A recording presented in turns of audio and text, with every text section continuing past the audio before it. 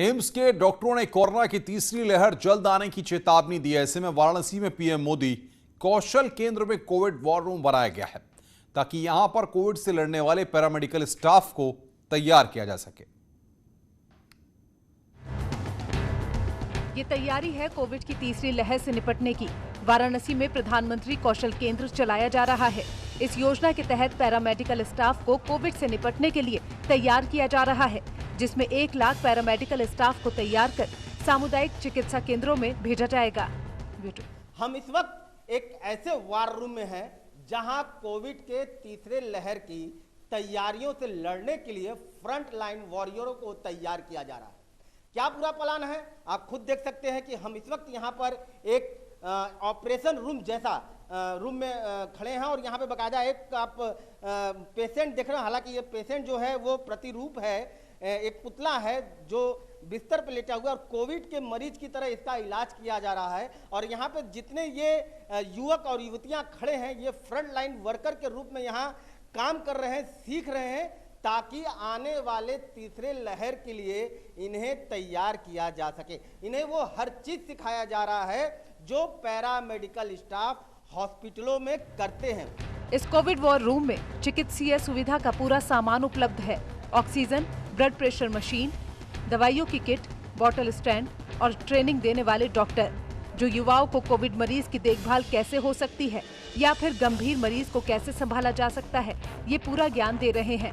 पहले इन्हें theoretical knowledge दी जा रही है और उसके बाद प्रैक्टिकल सिखा रहे हैं, जैसे सीपीआर देना, पेशेंट को नेबुलाइजर देना, पेशेंट को ऑक्सीजन लगाना और ऑक्सीजन का ट्रेनिंग, पेशेंट को ले जाना ले आना और पेशेंट कोविड पेशेंट की देखभाल करना, ये सारी बेसिक चीज़ें हम लोग वॉरियर्स को सिखा रहे हैं जिससे कि वो डॉक्टर्स और नर्स को एक सपोर्ट कर सकें, जिससे डॉक्टर्स और नर्स को ज़्यादा वर्डन ना पड़े। क्योंकि अभी हमने देखा कि दूसरी लहर में बहुत ज़्यादा नर्स और डॉक्टर को दिक्कत हो रही थी। ये योजना 2014 से चल रही है, लेकिन इस बार इस योजना को पीएम मोदी ने नई दिशा दी है, जिससे युवाओं को उम्मीद जगी है। हिंदुस्तान के इतिहास में सबसे अधिक स्वास्थ्य पर बजट दिया गया है, 3 गुना बजट दिया गया है। और निश्चित तरह से कोरोना ने ऐसी परिस्थिति पैदा की कि स्वास्थ्य क्षेत्र में अब व्यवस्थाएं और सुधरेंगी। बनारस को तो बहुत सौभाग्य मिला है कि मोदी जी के कारण बहुत सुधार हुआ है। तो उसमें ये कठिनाई आती है कि नर्सेज पर, डॉक्टर्स पर और नर्सेज टाइप पैरामेडिकल पर बड़ा दबाव है। तो उस दबाव में 6 प्रकार के जॉब रोल से थोड़ी सी राहत मिलेगी। युवा लड़के लड़कियां इसे बड़े ही उत्साह के साथ सीख रहे हैं। तीसरी लहर के लिए तैयार हो रहे ये युवा खुश हैं, क्योंकि एक तरफ तो उन्हें इस ट्रेनिंग के बाद रोजगार मिलेगा, दूसरी तरफ इन्हें लोगों की सेवा करने का सौभाग्य भी प्राप्त होगा। लगाना और वो बीपी नापना और टेम्परेचर नापना।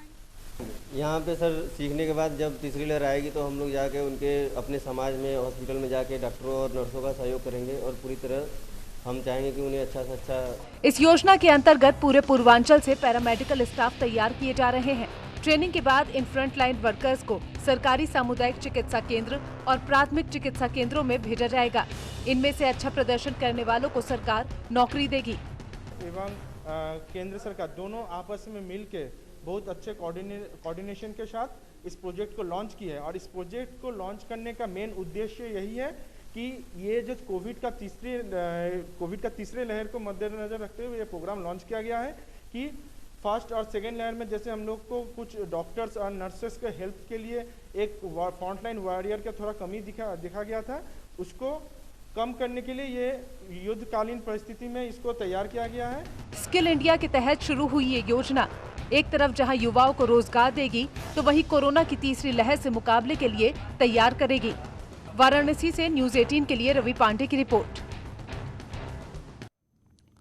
कोरोना की तीसरी लहर अभी आई नहीं है, लेकिन आने की पूरी संभावना है। उससे निपटने के लिए देश भर में तैयारियां की जा रही हैं। स्वास्थ्य विभाग अपने स्टाफ को ट्रेन कर रहा है।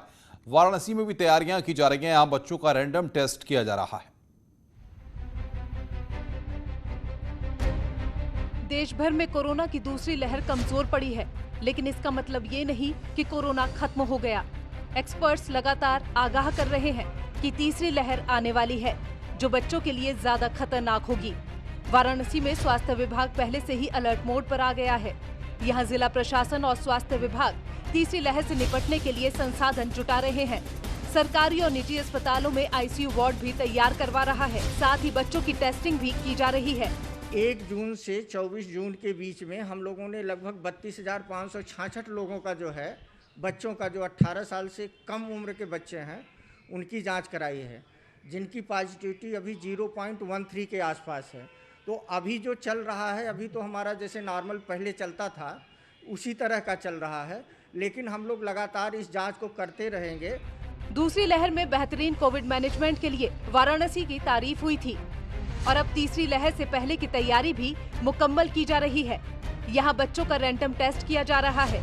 जिन बच्चों का टेस्ट किया जा रहा है उनकी उम्र 18 साल से कम है। जिले में अब तक लगभग 32,500 बच्चों के टेस्ट किए गए, जिसमें से सिर्फ 42 बच्चे पॉजिटिव मिले हैं। सीएमओ ने कहा कि अभी तक के जो नतीजे हैं उनसे घबराने की जरूरत नहीं है। अगर केस बढ़ते भी हैं तो उसके लिए भी वाराणसी पूरी तरह से तैयार है। करीब 32,500 बच्चों की जांच की गई, जिसमें 42 बच्चे संक्रमित मिले हैं। इनमें से अधिकतर होम आइसोलेशन में है, कुछ का हॉस्पिटल में इलाज चल रहा है। ये बच्चे या तो सिम्टम्स के आधार पर चेक किए गए या फिर कॉन्टैक्ट ट्रेसिंग में या फिर इनकी रैंडम जांच की गई। फिलहाल स्वास्थ्य विभाग इसको बहुत बड़ा आंकड़ा नहीं मान रहा है, लेकिन तैयारियां मुकम्मल कर ली गई है और कोशिश है कि अगर संक्रमण की रफ्तार बढ़ती है या अलर्ट मिलता है तो सारे अस्पतालों को एक्टिव कर दिया जाएगा। कैमरा पर्सन पंकज सिन्हा के साथ उपेंद्र द्विवेदी, न्यूज़ 18 वाराणसी। इस बुलेटिन में फिलहाल इतना ही। नमस्कार।